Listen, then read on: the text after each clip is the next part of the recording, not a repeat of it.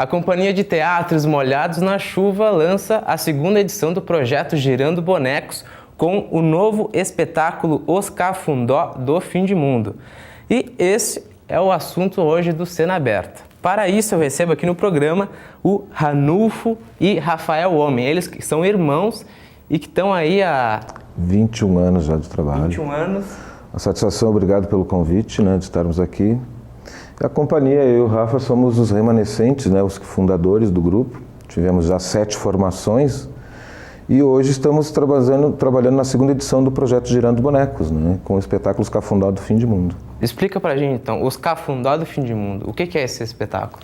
É um espetáculo simples, mas poético, Eu e o Rafa tivemos a oportunidade de viajarmos para o Triângulo Mineiro, aquela região de Goiás, ali no sertão do Brasil mesmo, e trazer as raízes dessa cultura, que é também uma cultura ainda brasileira, bem regional, trazer um pouco para o sul do Brasil, que é o personagem Zé Osvaldo da Silva, que é o morador dos Cafundó do Fim de Mundo, que um dia resolve conhecer a cidade grande, aí acontece várias situações com o personagem. Na primeira apresentação desse projeto Girando Bonecos, também com 10 apresentações por Caxias do Sul, vocês atingiram cerca de 2 mil pessoas. Nesse ano, nesse novo projeto, vocês com 3 apresentações já concluídas, expectativa de superar aí essa marca? Eu e o Rafa, quando a gente elaborou novamente a segunda edição, nas metas e objetivos, a gente estruturou uma divulgação que possa abranger um pouco mais das pessoas. Já em 3 sessões a gente já abrangeu 800 espectadores. Então, creio que durante mais 7 sessões a gente esperamos superar os 2 mil espectadores do ano passado. Importante a gente salientar que esse projeto Girando Bonecos, nesse ano Caxias, Farroupilha e São Francisco de Paula. Então ele não abrange somente Caxias do Sul, a Serra Gaúcha. A gente quis abranger outros municípios, que também não tem o suporte do Financiarte, que a gente está totalmente financiado pelo Financiarte esse ano. Então, um projeto que a gente está começando a levar para outros municípios para ver o que a gente vai ter uma base do público, o que é um retorno. Porque Caxias, do ano passado, a gente fez 10 comunidades diferentes, esse ano a gente vai fazer 10 comunidades diferentes e 2 municípios também diferentes, para a gente tentar atingir um público maior. Porque o Fundo de Cultura, o Financiarte, esse ano está possibilitando que a gente saia também de Caxias, isso é muito importante também. Salientar que, claro, a gente ficou numa região ainda serrana, mas isto devido aos custos, à organização e tudo mais, mas é um teste para nós que está sendo muito positivo, com certeza. Então, 10 localizações aqui por Caxias do Sul e 10 diferentes da última apresentação. Então, isto, nós já abrangendo 20 lugares diferentes em 2 edições, porque também para quebrar um pouco o paradigma, que não existem os lugares no interior para se desenvolver a arte. Claro, tem um pouco mais de dificuldade, Não vamos encontrar uma acústica das mais adequadas, mas sim as estruturas existem. E, inclusive, estamos já vamos organizado 20 locais diferentes, A gente leva toda a estrutura de som, luz, todo o material de divulgação é todo financiado pelo projeto, Então a gente tem toda a estrutura e salientar que todos os espetáculos são gratuitos para a comunidade, Todo mundo pode ir lá e vai conseguir assistir. A família toda, Inclusive abrange desde as criancinhas até a 3ª e a 4ª idade. Existe aquele público específico, todo mundo vai lá. Vai conseguir entender, vai conseguir brincar. São elementos bastante cotidianos, E com certeza, de uma forma ou outra, as pessoas se identificam com a história. Porque é o dia a dia da gente, É o que a gente vê, assiste, ouve no rádio, na TV, ou lê no jornal, são coisas do dia a dia, E essa questão do êxodo rural, que muitas vezes as pessoas estão muito bem nos seus locais lá distantes, e quando elas chegam na cidade que elas têm aquela ilusão, é que elas percebem o quanto elas são felizes lá mesmo onde elas moravam, Lá no interior, que parecia os Cafundó do Fim do Mundo, mas na verdade a paz, o sossego estava lá, Então há uma ilusão muito grande das pessoas se deslocarem dos seus lugares. E a gente mostra isso dentro do espetáculo, O pessoal se identifica, acaba que esses espetáculos, vocês foram até Minas Gerais, que trazer isso aqui, Então isso é uma... Porque Caxias Caxias do Sul se identifica muito por quê? Porque nós somos uma cidade formada de vários povos, vindos já de vários lugares, né? E chega aqui com um desejo, chega aqui com um objetivo, uma ilusão de que vai ser positivo. Se não se organizar, em qualquer cidade que tenha de média a grande porte, a pessoa vai ter enormes dificuldades. E é isso que a gente traduz, mas de um lado de uma forma mais poética, de uma forma bem sucinta, e que ao mesmo tempo a gente tenta ser poético, mas bonitinho. Eu sempre brinco assim, ó, feijão com arroz, mas bem temperado, né? Sim, porque também temos nossos limites, né? Não é uma Broadway, né? Sim. Mas sim temos todas as proporções devidas ao teatro de bonecos. E como o Rafa comentou, a gente leva toda a estrutura, né? De luz, som, faz toda a ambientalização dos espaços, né? E de um lugar para outro, semanalmente, vocês estão... Nesse período dessas apresentações, começou em abril, né? E a gente vai encerrar agora dia 29 de maio em São Francisco de Paula. Daí vai realizar no dia 29 as 10 sessões desse projeto, né? Que essa é a ideia, que a gente quer trazer o público, normalmente a gente fazia muito dentro das escolas, direcionada. Esse projeto a gente quer tirar um pouco essa forma de trazer o público. A gente quer que o público venha espontaneamente, tu entende? Porque daí a gente quer pegar o pai, quer pegar a mãe, quer tirar um pouco mais ele do âmbito cotidiano dele. A gente quer trazer ele para um lado mais artístico, que ele vai ter uma outra visão da arte, né? Então por isso que é totalmente de graça. A gente faz mais no final do começo da noite, ou 20 horas, 19 horas, para daí o público poder vir, né? Quem trabalha de dia não consegue vir. Então a gente faz mais nesse período para todo mundo conseguir ter uma abrangência, né? Ter o acesso, né? Porque isso também causa uma energia muito positiva para nós, porque quando tu tem o teu público meio garantido, é uma situação, independente das pessoas receberem gratuitamente, elas têm que vir espontaneamente. Sim, com certeza. Se ela não quiser vir, ela não virá. Vai virar. Então, essa espera é o friozinho na barriga que muitas vezes lá nos 21 anos a gente não tinha mais. Entende? E isso também é positivo para nós, né? Porque, queira ou não queira, tu fica... O ano passado, quando iniciou-se o projeto Gerando Bonecos, lá em Criúva, imagina, né? Uma comunidade pequena, mas aquela aventura de 10 minutos antes não tem uma pessoa. Daqui um pouco, em 5 minutos, nós tínhamos quase 100 pessoas, que eles vieram num bloco, sim, todos, porque se conheciam todos, né? Então eles vieram, foi interessante nesse sentido, porque o Rafa estava parado, mas será que a gente fez bem esse projeto, trazer tão longe, né? Numa noite fria...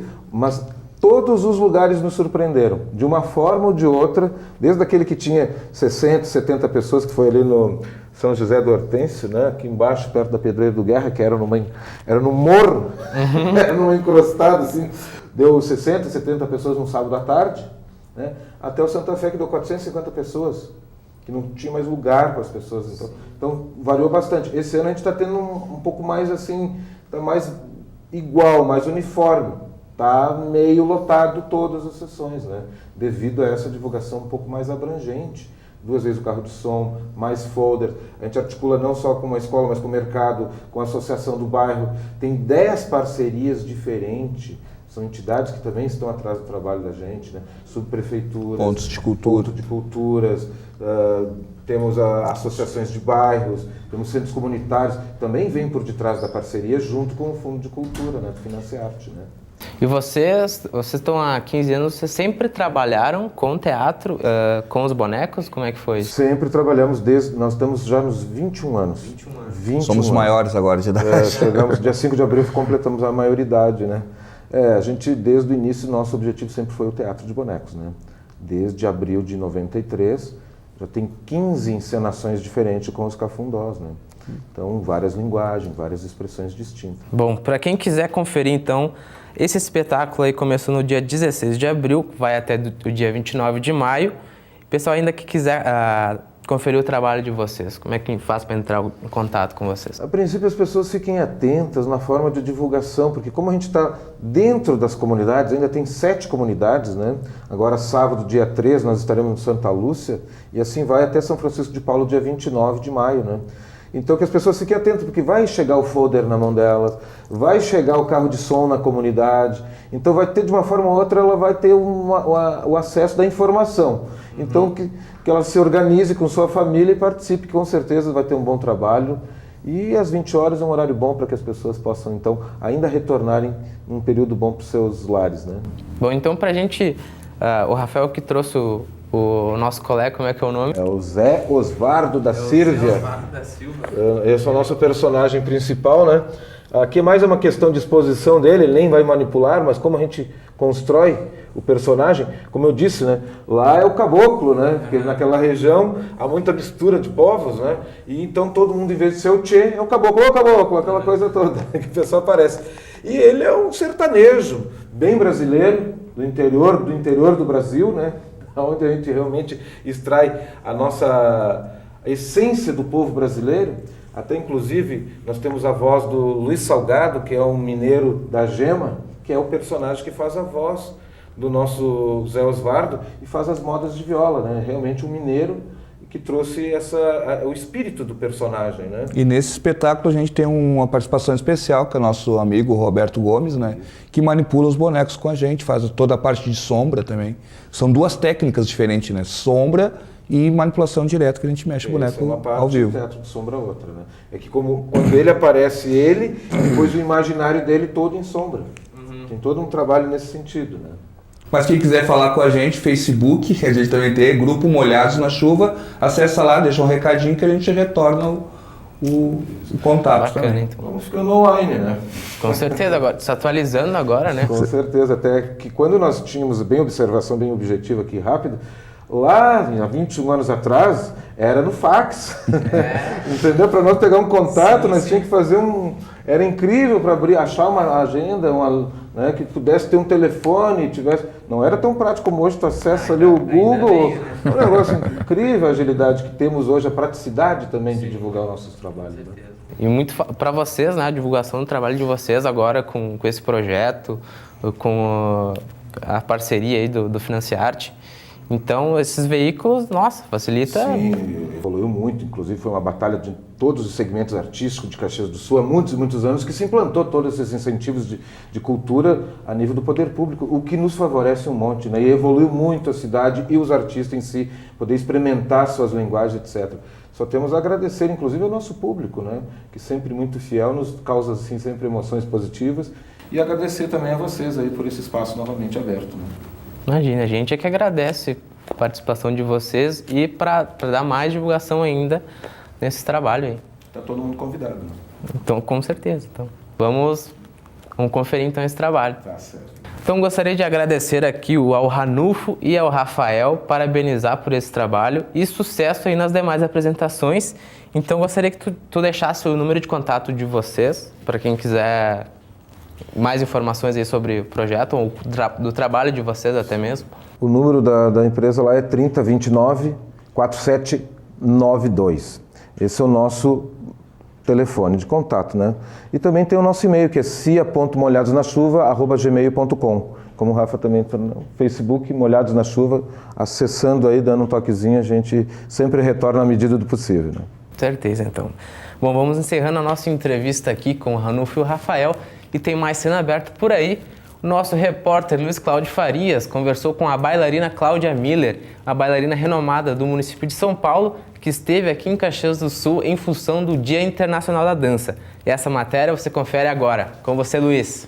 Bem, a Cláudia Miller está em Caxias do Sul para participar do 7º encontro em comemoração ao Dia Internacional de Dança. Ela também traz a Caxias do Sul nessa sua segunda passagem por Caxias. Terceira passagem por Caxias. Ela traz desta vez o espetáculo 2 do 6 de 70. Antes de a gente começar a falar do espetáculo, dessa sua passagem no 7º encontro aqui, em comemoração ao Dia Internacional da Dança, Cláudia, vamos falar um pouquinho de dança contemporânea. Como é que você está vendo como é que você vê a dança contemporânea no Brasil hoje? Existe espaço em cidades do interior como Caxias do Sul? Sua opinião sobre isso? Eu acho que o espaço para a dança contemporânea aumentou bastante nos últimos anos, inclusive porque você tem uma qualidade de trabalhos bem grande, né? A gente tem hoje mais formações, a gente tem mais grupos independentes, não só as companhias oficiais, e vejo ela crescendo. O que realmente falta, principalmente nos lugares menores, é um olhar um pouco mais atento para perceber a especificidade da dança contemporânea. Porque assim, a gente percebe que se não existe uma formação de público, uma formação em arte contemporânea, contemporânea em geral, muitas vezes as pessoas vêm esperando uma outra coisa que não é a dança contemporânea, né? Então, assim, às vezes eu nem gosto de falar o que é o meu espetáculo, porque eu prefiro que a pessoa se abra para uma experiência, né? Senão ela vem com uma expectativa de que dança tem uma definição bastante padrão. E aí, às vezes, a surpresa deixa de ser uma surpresa positiva e passa a ser uma reação de estranhamento num sentido negativo. Então, eu acho que falta essa questão de uma formação de base, que isso fizesse parte do cotidiano das pessoas, né? E essa é uma ideia que eu venho trabalhando bastante, para que a gente possa ter mais acesso e ter mais familiaridade com esse tipo de linguagem. Quando você fala isso, eu penso assim, Cláudia, que eu conheço, por exemplo, a banda Titãs, eu vou num show do Titãs, eu sei que vai ter rock and roll lá, e não vou me surpreender, porque o Titãs não vai tocar sertanejo. E aí, então, temos que formar um público para isso, então, para chegar num espaço como esse e não ter surpresas. Eu acho que é bom que se tenha surpresa, mas não no sentido de tudo que é diferente, eu rechaço, né? Ou seja, a gente... Não, tem uma gama de experiências grande, porque, por exemplo, não adianta, por exemplo, eu ir à Bienal de Arte de São Paulo e achar que eu vou encontrar pintura renascentista. Eu não vou encontrar. Né? Então, assim, quando eu vou, eu não sei o que eu vou encontrar, eu vou me surpreender, mas eu estou aberto. Bom, vamos ver o que é. E na dança, por ser uma arte que ainda não atinge um público maior, a formação às vezes é bastante restrita, a gente às vezes vai para a dança contemporânea esperando, por exemplo, balé clássico de repertório. E aí, claro, eu vou me frustrar, né? Perfeito. Agora, você diz que a gente deve formar públicos também para isso. Como deve ser essa formação, na sua opinião? Eu acho que tem uma série de maneiras da gente fazer formação. Primeiro, trazer coisas, né? Eu acho que assim, o trabalho se eu tenho opção cultural numa cidade, eu tenho a possibilidade de chegar. Segundo, divulgar que essas coisas estão acontecendo. Eu acho que a nossa formação, de maneira geral, escolar, artística, tudo isso faz muita falta. Espaço para divulgação, para escrita. E, por exemplo, agora sim, me contaram esses dias que vai ter uma graduação em dança aqui. Eu acho que a graduação também pode suprir esse espaço de discussão, de pesquisa, de formação. Acho que é bem importante também. A discussão, a formação, oficinas que você, inclusive, está ministrando agora na nossa entrevista. Esse pessoal que está aqui atrás está esperando a professora Cláudia ministrar uma oficina. Isso também faz parte dessa formação.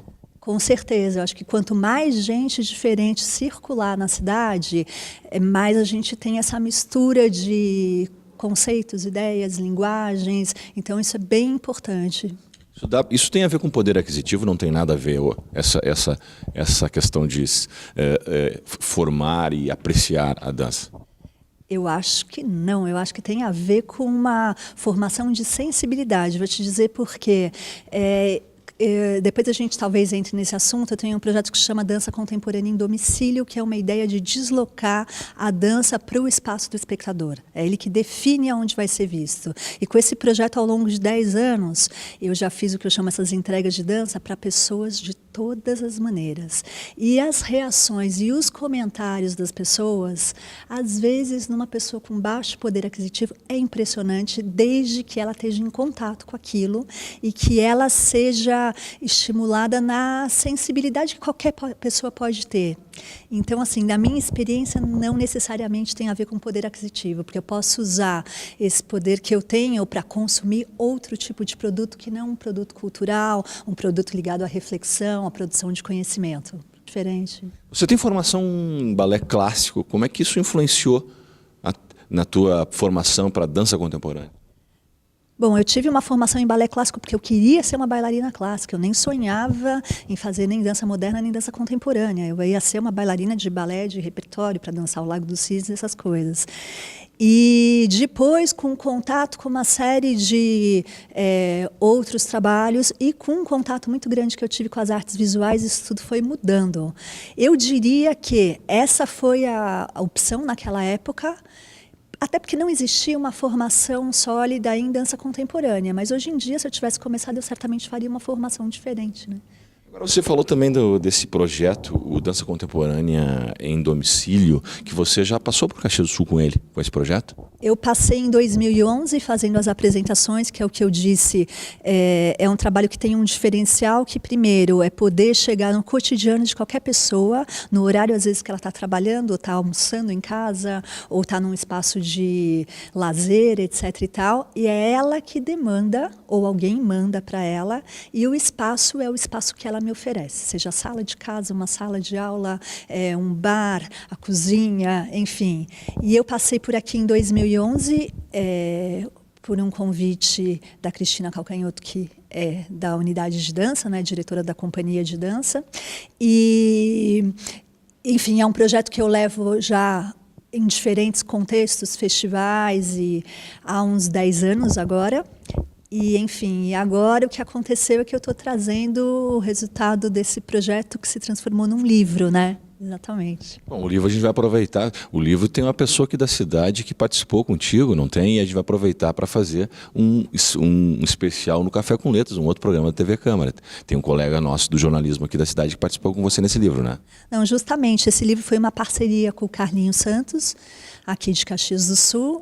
E a gente ficou trabalhando porque ele conheceu o projeto em 2010, num encontro num festival em Salvador, e desde então a gente tem feito muitas trocas em encontros em festivais de dança. Ele tem acompanhado bastante o projeto, e eu fiz o convite para ele para que ele participasse de um momento onde eu fiz uma circulação grande no Rio em 2012, e a partir daí que a gente efetivasse o projeto do livro, que foi lançado no Rio no ano passado, e foi lançado aqui em Caxias do Sul, que eu acho que foi super importante para selar realmente essa parceria que a gente vem desenvolvendo agora há 4 anos, né? Então, assim, acho que vale super a pena conversar com ele, porque ele realmente acompanhou bem de perto esse projeto do livro. Tá dada a dica, vamos convidá-lo para o nosso Café com Letras da TV Câmara, Cláudia. Para finalizar, como você vê essa iniciativa do Poder Municipal de Caxias do Sul sobre o 7º encontro?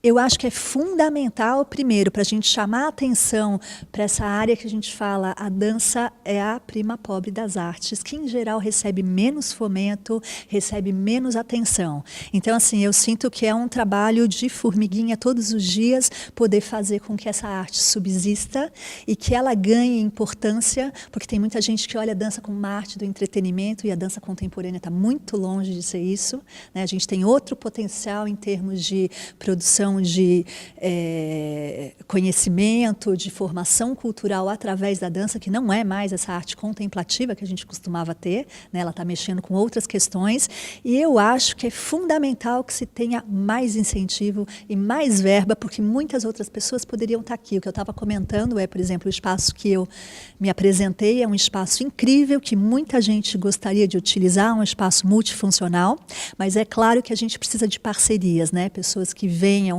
às vezes através de projetos, mas que encontrem aqui recursos para trazer parcerias, equipamento. Estrutura. Claro, né? Porque senão a cidade deixa de ser um lugar aonde a dança contemporânea circula. Exatamente. Então, eu acho que, por exemplo, como as próprias capitais já estão muito saturadas, é uma questão de desejo e de iniciativa colocar essas cidades de um médio porte dentro do roteiro cultural do país, né? E isso a gente só vai conseguir com esse incentivo e com esse olhar atento para essa arte que às vezes não aparece tanto, né? Aí a dica da Cláudia Miller. Cláudia, obrigado pela entrevista. Muito obrigada a vocês. Conversamos então com a coreógrafa Cláudia Miller. Bruninho, com você. Valeu, Luiz, muito obrigado. E a gente vai encerrar mais um Cena Aberta por aqui. Obrigado pela audiência. E você que acompanhou agora a entrevista com o Ranulfo e o Rafael, não deixe de conferir a apresentação deles do espetáculo Os Cafundó do Fim de Mundo, Teatro de Boneco. Não se esqueça de se inscrever no canal da TV Câmara Caxias. Eu me despeço aqui. Obrigado pela audiência e até o próximo programa.